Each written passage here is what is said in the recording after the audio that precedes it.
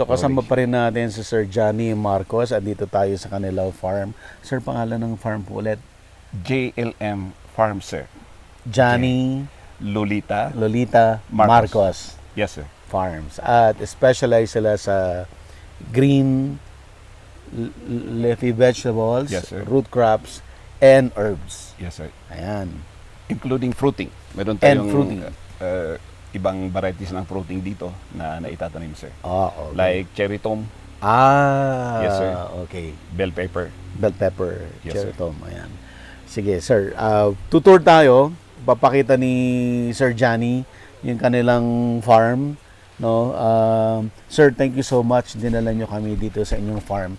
Kasi ang kalimitan talaga ng audience natin, hindi nila alam na may mga magagandang farm talaga sa Pilipinas. Kasi madami yung mga farm owners, hindi nila pinapakita. So, we're so happy, sir, na kayo ay showcase nyo itong farm ninyo na napakaganda. Ay, ganun ba, sir? Pero ako rin ay nagpapasalamat, sir, at binigyan naman ninyo ng pagkakataon yung invitation namin para naman mabisita ninyo yung farm din namin, sir. It's a joy for us to receive you in your team, sir. Yes, sir. Thank you po.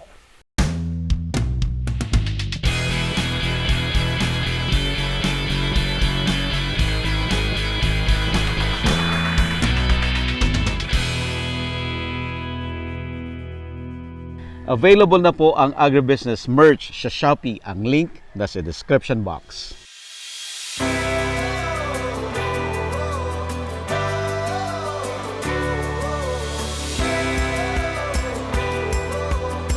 Last November 2023, nakuha ko natin yung 1 million subscriber ng Agribusiness How It Works. At 1 week after, na-receive po natin itong plaque. Alright, so bubuksan po natin.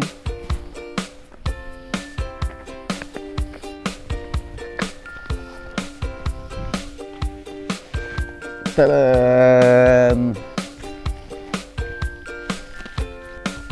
Ganda, laki pala. Presented to Agribusiness How It Works for passing 1 million subscribers. Sabi natin dati na magkakaroon tayo ng meet and greet pag nakuha natin yung 1 million subscribers. So medyo natagalan na po tayo. In fact, nasa almost 1.1 million subscribers na po tayo. Pero itutuloy na po natin. Mangyayari na po yung grand meet and greet natin sa August 18 sa Quezon City. Open po yan sa lahat ng subscribers na gustong dumalo at i-invite natin yung mga resource persons natin o mga naging guest natin sa agribusiness. So for details, pwede kayong mag-text sa 0917-827-7770 or pwede kayong mag-message sa Facebook page ng Agribusiness. Kita-kita ho tayo.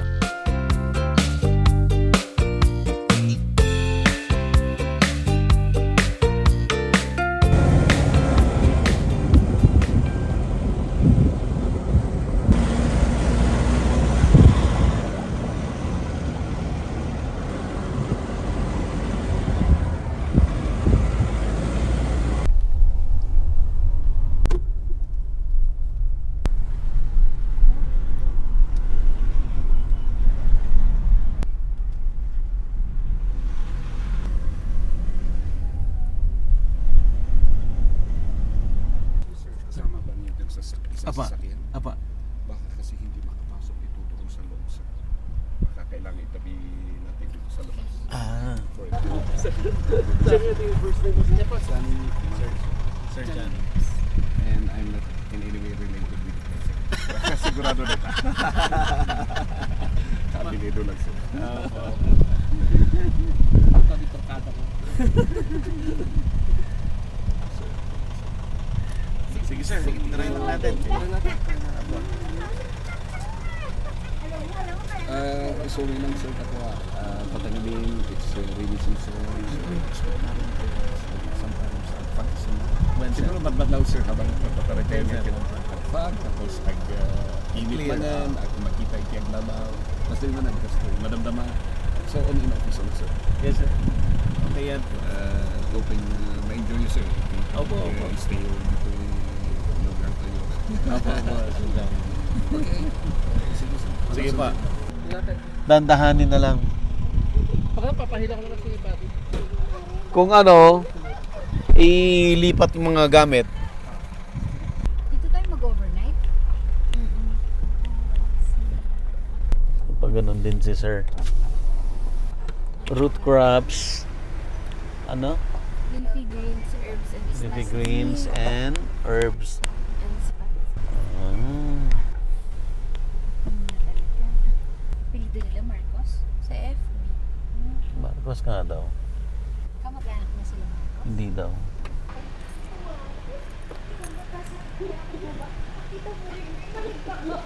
Ag-jacket kayo, sir. Nalamiis dito eh. Malamig dito, sir. Let's get inside, ma'am, sir. Yes po. Kalinga. Ay, Wow. saan yung shoot? Tapos umuli kami Alfonso Lista, umakit kami sa Aguinaldo papuntang Banawe. Ay, ganun, sir. Tapos Sagada. Okay. You pass by Bontoc Mountain Bontoc. Province, sir. Yeah. Opo. Kaya nag-round kayo dahil yung entrance nyo is doon yata sa shortcut from Pangasinan to Vizcaya. Yes po. Yan ang access road nyo, sir. Yes, sir. Okay. So, actually, umikot kayo. Umikot. Hindi ko babalik doon sa pinanggalingan, sir. Hindi na, Baguio na po. Yes, sir, Baguio na. Papunta na Manila. That's right, sir. Because actually, part ito ng Mangkayan. Yun nga lang, sir, doon yata sa Google, parang dinidescribe na mountain province yata. Apo, apo. Pero yung town ng Mangkayan, malayo pa po. Yung town ng Mangkayan, malapit naman, sir. Just more than 30 minutes ride Ah, okay. away. Actually, nakikita dito pag hindi foggy. Perhaps familiar kayo, sir, sa lugar na Lipanto. Lipanto, Mangkayan. Mining town. Yung Mangkayan. mining, apa? Yes, sir. Ah, malapit dito yun, sir. Yes, sir. Nandito lang tayo sa top, sa plateau na ito. Pero yung poblasyon is located at the foot of the mountain. Apo. Ang ganda nung plato, sir. Makikita lang ito, sir, pag definitely sa umaga na hindi nagfa-fog. Yung parang katulad din nung senaryo kanina na mayroong araw. Ngayon kasi natatakpan. So, pasok tayo, sir. Ma'am. Nice meeting you, ma'am. Oo.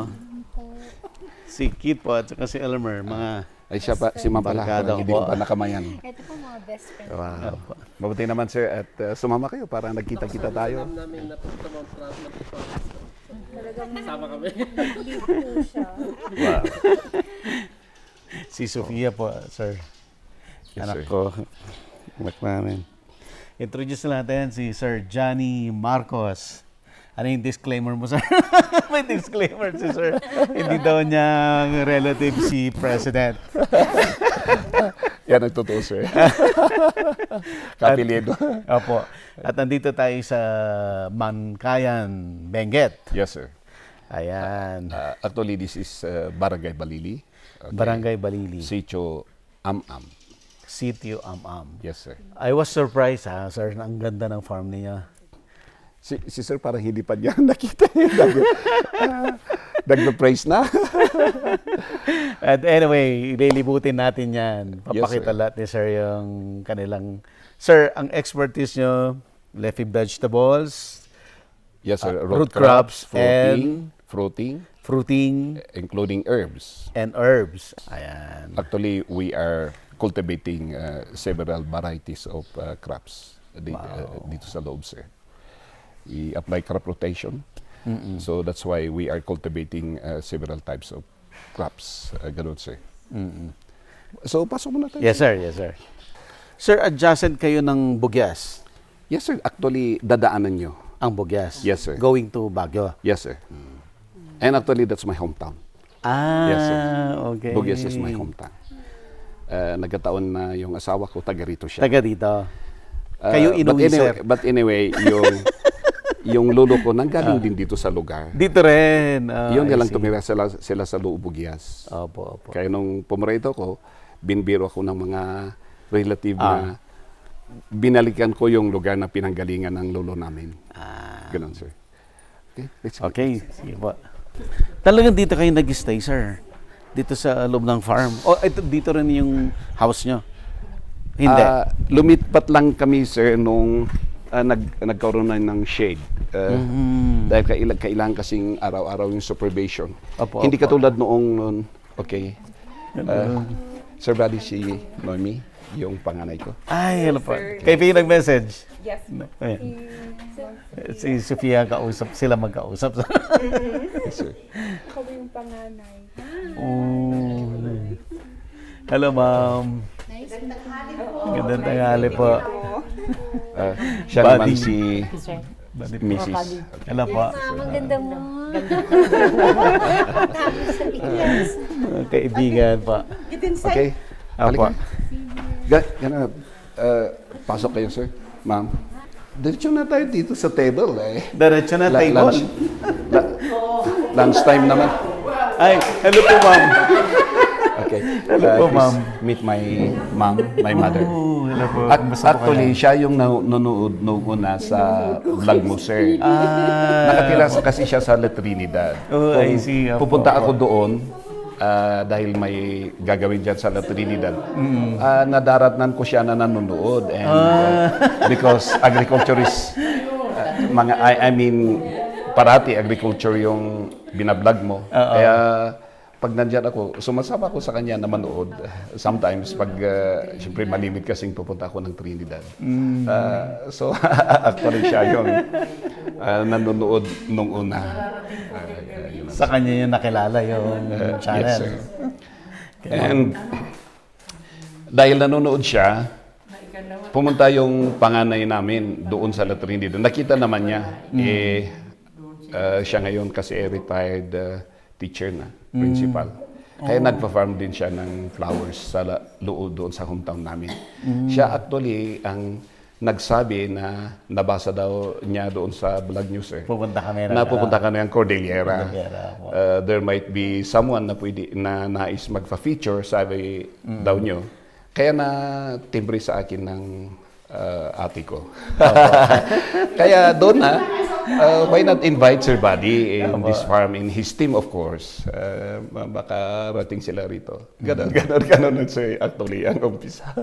Thank you, sir, for inviting us. Marami pong matututo na audience natin. And we are also grateful, sir, that you, together with your family and your team, you came together.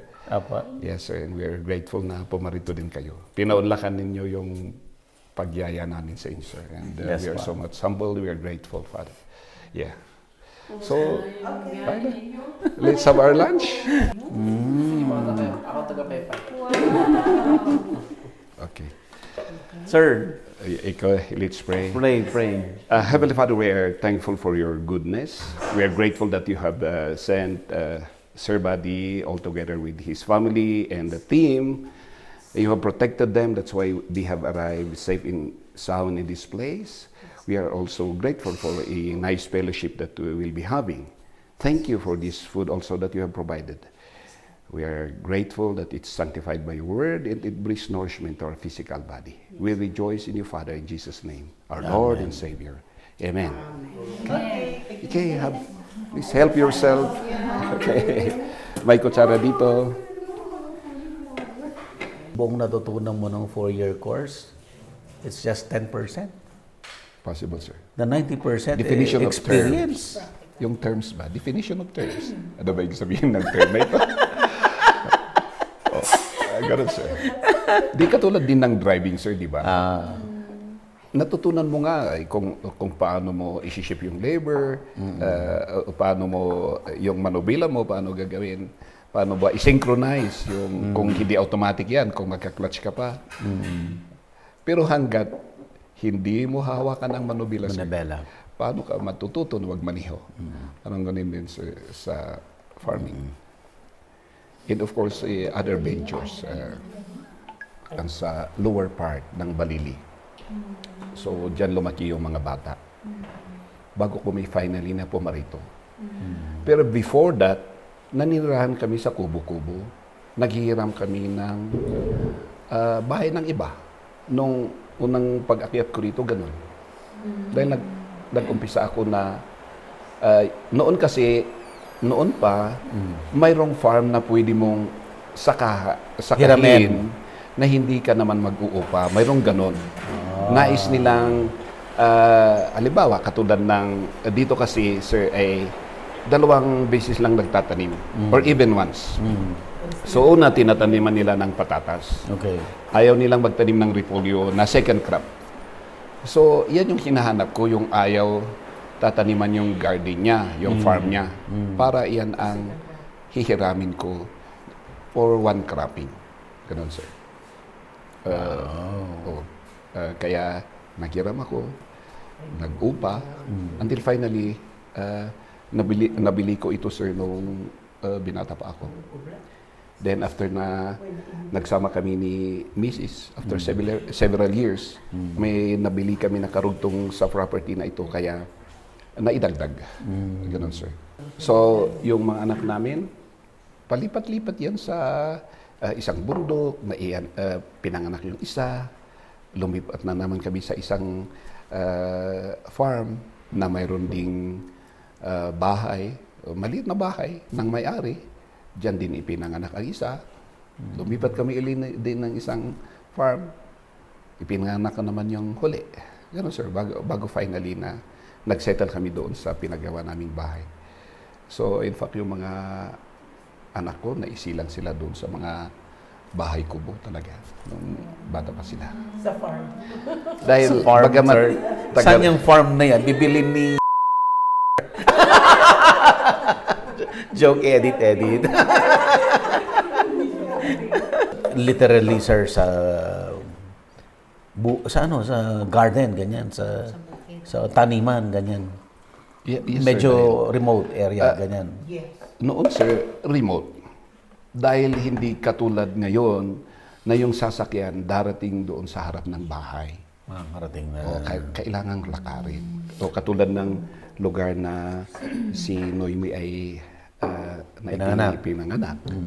Kailangan pang maglalakad ng more than 1 kilometer bago makarating. madatnan. Dahil totoong may kalsada noon. Grabe. Pero napakaputik yung kalsada niyan. Pati nga 6x6 na truck. Maybe familiar kayo, sir, di ba sa Tarlac may mga 6x6 pa yung nagkakarga ng tubo? Ng tubo, yung malalaki. Yan, sir, ma'am, yung transport noon, yes, hindi. Dahil pumarito kasi ako rito, sir, late 80s na. Okay, so middle 90s nung naisilang na yung mga anak ko, sa case ni Noemi, ganun nga napakalayo yung dadaanan bago makarating doon sa farm. Dahil nga totoong may kalsada, pero pag rainy season, yung 6x6, hindi mo makita yung gulong. Hindi Dahil makapasok. sa malalim yung kalsada, malalim yung putik. Ginagamitan pa nga ng wings yung cable. Oo, yung cable. Yes, sir. Kaya, di ba yung 6x6, umiikot ang gulong niya, umiikot din yung cable niya. Kaya hinihila niya ang sarili niya. Ganun ang ganun hanggang makarating sa farm. Kaya nga yung produce namin noon, sir, 2 days bago makarating. Sa trading post. Hindi, sir, sa farm. Farm to yung Farm, magandang kalsada. farm na itatransfer doon sa sasakyan na patungo ng Baguio. Nagbago ng itsura noon, 2 days. Sir. Sa bagay, patatas naman kasi iyon, sir. Sabay, Kaya, patatas pwedeng naman. i-stop. Pero pag sa repolyo, of course, mag-umpisa na yan na mag-decay. Pero mas matibay naman yung nanggagaling dito na repolyo. Kaya nung nakaraan, na-observe namin na kahit magta-third day, pwede pa rin. Fresh. Yes, sir. Niyaya kasi ako noon nang nag-aaral ako sa MSAC noon, sir, Mountain State Agricultural College. Saan po yun, sir? Sa La Trinidad, sir. Ito yung BSU ngayon? Yes, sir. So kami supposed to be ang pioneer graduate ng BSU. Pero hindi kasi ako tumuloy. Hindi ko tinapos yung thesis ko. Naging practical kasi na yung isip ko noon, sir. Dahil siyempre si nanay, naulila kasi kami na maaga. So 2 years old ako nung namatay ang aming ama. Then, mga ilang taon na yung nakaraan, si nanay nakipag-asawa uli. And the good thing is, sa isang bubong kami na tumira. Yun nga lang yung stepfather namin mayroong sakit. Kaya ako ang tumindig na ama ng pamilya. Kaya kinukwenta ko dahil niyaya ako ng isang company na mag-technician daw. Tinanong ko, sir, magkano ba naman ang sweldo? Kung sakali. Dahil inaapura ako na, sige, bilisan mo para ma-absorb ka na namin, sabi niya. 1.5 daw isang buwan. And that is in the middle 80s yun. Mga 1985 yun. Ano yun, sir? Malaki? Yan. Maliit, sir. Maliit, okay. Sa feeling ko, maliit. Dahil, syempre, nung mga araw na yun, nagpa-farm na ako. May point of comparison ka Nag-uupa na ako ng farm ng school. So, dyan ako nagtatanim habang nag-aaral.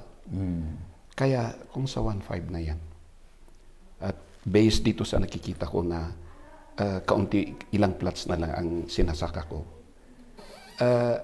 mas malaki yung kinikita ko kaysa dyan. Kaya ang inisip ko, ba't ko pa kailangang tapusin to? Siyempre yung thesis kasi, naikandak ko na. Pero hindi ko tinapos. Hindi ko naisulat sa libro. Hindi ko na-defend. So, ganun. Umakyat na ako rito. Kahit dito nagmula yung lolo ko, sa Loon naman sila tumira. So, wala siyang farm dito. Kahit ganito na napakalawak yung lupain dito, kahit isang plat, wala naman siyang farm dahil nga doon na siya nag-stay sa Loo, sa lugar ng lola namin. So, nung pamareto ko, yan. Nag-upan na lang. Hanggang finally na sa biyaya ng Diyos ay na-obtain natin ang farm na ito. So, dito na kami nag-stay. Iniwanan namin yung bahay namin dyan sa baba. Dahil sa monitoring kasi mas maigi kung Andito malapit. ka sa farm. Ganun, sir. Ilan taon yun, sir, yung nangungupapahan ka ng pang second crop until nakabili ka? Gaano katagal yun? So, 1986, umakyat ako rito from Luo. So, okay, madi-describe yun, madali niyong maintindihan pag makikita niyo ang Luo Valley. Dahil pag sa Luo Valley ka, tinitingala mo rito dahil dito mataas Sa amin sa Luo, mababa, it's a valley. Baba ng Abatan Bugyas. Ganun, sir. So, 1986 pumarito ko. So, by 1988, nabili ko ito, sir. Ito, forest na wala ng kahoy. Okay. Ganun, sir. Dahil yung mga naunang owners, tinanggal nila yung kahoy. So, yung mga roots lang niya yung inalis ko yung ako yung pumalit, sir. Ganun. So, sinaka ko 1988. Pero 2013, bago kami naglagay ng shelter. Ganun, sir. Isa ka sa nauna, sir, nag-shelter? May mga nauna sa akin, sir. Nadaanan natin, sir, nung umakyat tayo. Di ba may rough road doon sa akyatan? So, mayroong isang... Yung may dito sa baba? Yes, sir. May greenhouse doon na nadaanan natin. Yan siya, yan. Sila yung mga nauna. Ganun, sir. Ang challenge kasi, may mga sabi noon na, naku, kung nais mong magkaroon ng shelter, dapat milyon ang kapital mo. Ganun kasi yung napapakinggan nung una. Siyempre, kung iyan ang sinusunod, hindi ka na nagkakaroon Hindi ka na, ng idea na i-aim. mag-start dahil nga hinihintay mo na kailangan may capital kang ganun. Pero hindi ko na hinihintay na kailangan abutin ko yun, sir. Nag-umisa ako ng konti. Low cost, kumbaga, sir. Low cost, kumbaga. Ibig kong sabihin, sir, yung county muna, small area. Okay. Dahil ito hindi naman natapos for the whole year. Ilang years bago mo na i-shelter lahat to? Mula 2013 to pandemic. Matagal din, ha? Yes, sir. So, it's almost 9 years. 8 to 9 years, sir. Ilang hektarya pala to, sir? 4, sir. 4. Yes, sir. Naka-shelter yung buong 4. Yes, sir. Pero kasama na yun itong tinatayuan ng bahay, yung garahe. Ganun, sir. Malaki yan sa vegetable, sir. Pero Big time yan, sir, sa vegetable. pero kung ikukumpara sa vast land na dinaanan natin, hektarya yan. Pero ito is a small piece na nakasali dito sa plateau. Ganun, sir. Sige na, humble si sir.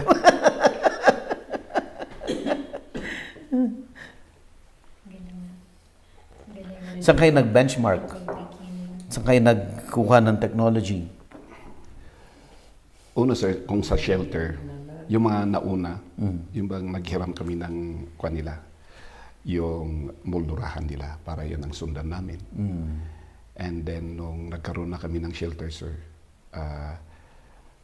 sa biyaya ng Diyos ay nakilala natin ang program ng Department of Science and Technology under setup, yung sinuportahan Small kayo? Enterprise Technology Upgrading Program. Technology Upgrading Program. So yung tanim kasi natin ay karamihan lettuces, leafy greens, matako yan sa tubig. So sa DOST setup, nag-acquire tayo ng assistance. And when I say assistance, ipaparihiram nila yung equipment. Okay. Payable for 3 years. Okay. Ganun, sir. So may allowance siya na grace period niya 1 taon bago mag-umpisa na magbayad. So yung technology na yan, so yan yung inadapt namin dito, sir. And this involves about drip irrigation. Naka-drip na. So kung sanay na kayo, sir, doon, parang marami na kayong vlog na may drip line. So ganun, sir, yan yung first na na-obtain namin. Nung nakabayad na kami, inulit namin for the second time. Pero upgrading na. Dahil hindi na katulad nung una, turn kami ng faucet on and off. Dahil, nakakapagod yun, sir. So mayroon ng control box. Ito ay tinatawag na automated drip irrigation. Automated Ganun, na. sir. So at least may mga controls na. Yan ang ginagamit para bahala ng control na mag-open, mag-close ng mga individual valves. Pati yung temperature and humidity. Kasama na doon. Wala, sir. Okay. Wala pa, sir. Yung Humidity. irrigation lang talaga. Yes, sir. Irrigation and at the same time fertigation. Fertigation. Yes, sir. So ang ginawa namin dito, taon-taon na patuloy na lang ang construction, sir. Hanggang matapos namin by pandemic times. Sir, itutuloy natin ang kwentuhan sa labas. Para yung pinagkukwentuhan natin, nakikita nila. Okay, sir. Para So dito, sir, Okay. yung ruling kasi yung terrain, sir. So yung farm ay comprised ng upper at saka doon sa baba lower. Although connected sila. Opo. So dito sa top 13 blocks yung nandito, sir. Dinivide kasi namin, sir, ng blocks at section. Kaya kung napupunan mo, sir, yung nasa taas yan yung block number niya. Then sa baba niya is yung section number. Para doon sa traceability ng naha-harvest at doon sa delegation ng trabaho, mas madali, sir, na pag binabanggit kung Alam ka saan agad. magtrabaho, alam na kung saan ang pupuntahan, sir. And kung ano ba ang karampatan na gagawin doon sa section na yon, mas madaling maunawaan nila, sir, dahil at least may mga Sir, paano mo markings, sir. dinidivide yung section according to... It is according to sa capacity, sir, ng drip line. Kaya yung isang section, kung ilang drip lines yung Laman. masusuplayan, ng isang yan, sir, isang section na yon, sir. Oh, I see. Tapos yung block, yung isang ganito. O yung katulad Isang nito, sir. square. From dito sa pathway At doon To the sa next pathway. susunod na pathway, yan na sir ang isang block. Isang block. So diretso na yan sir. So isang block na ito. For example, nasa block 10 tayo. Okay. Ganun sir. Dahil nag-umpisa kami dyan sir sa kabila, na that's block 1. Patungo na rito sir doon sa dulo. Block 30 na yun sir. Ganun Isang sir. diretsong ganun, sir, isang block. Yes sir. Most likely, yung isang ganito rin, sir. Isang section. Hindi, dalawa. Hindi sir. May tatlo, May tatlo, may dalawa. may dalawa. Ganun sir. Depende na kasi sa contour ng lupa. Dahil siyempre noon kasi nung na-build ito, hindi pa muna nabuldos bago gagawin. Although may part doon na nabuldos, kaya ganun na at least naging flat siya. Pero dito ganyan niya yung natural niya sir. So kasama pa rin natin si Sir Johnny Marcos at dito tayo sa kanilang farm. Sir, pangalan ng farm po ulit? JLM Farm sir. Johnny Lolita. Lolita Marcos. Marcos Yes sir. Farms. At specialize sila sa green leafy vegetables, Yes, sir. root crops, and herbs. Yes sir. Ayan. Including fruiting. Meron And tayong fruiting. ibang varieties ng fruiting dito na naitatanim sir. Okay. Like cherry tom, Ah, Yes, sir. okay. bell pepper. Bell pepper, Yes, cherry sir. tom, ayan. Sige, sir. Tutur tayo. Papakita ni Sir Johnny yung kanilang farm. No?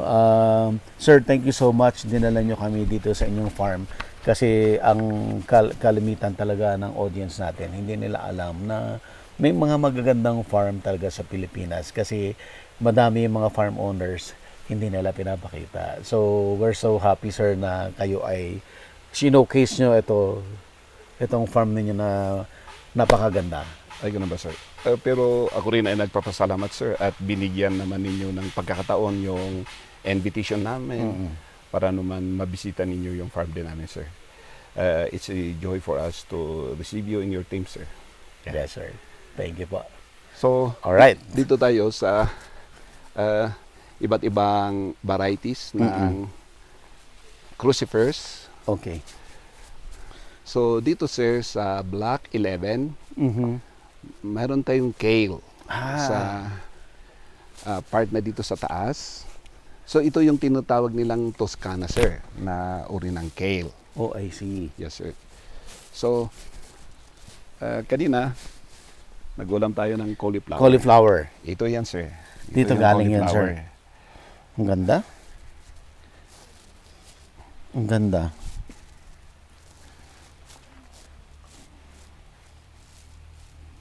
Ayan. Ang ganda ng kale.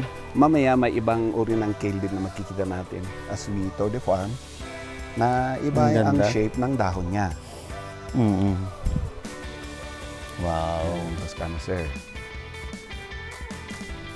Okay, so actually, nasa Block 11, Section A tayo. 11 section A. Yes, sir. So, nilalagay namin kung kailan tinanim, tsaka yung expected harvest.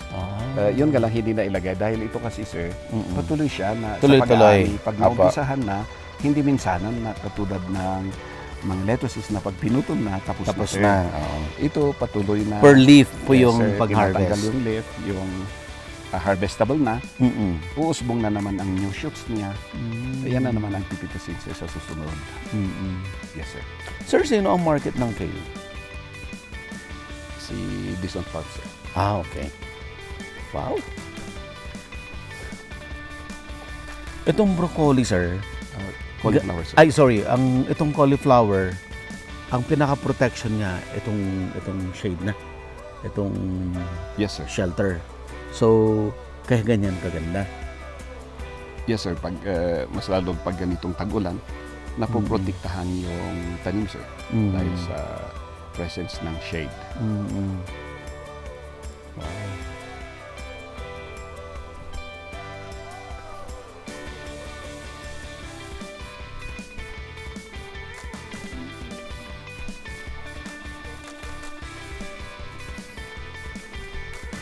Available na po ang agribusiness merch sa Shopee. Ang link nasa description box.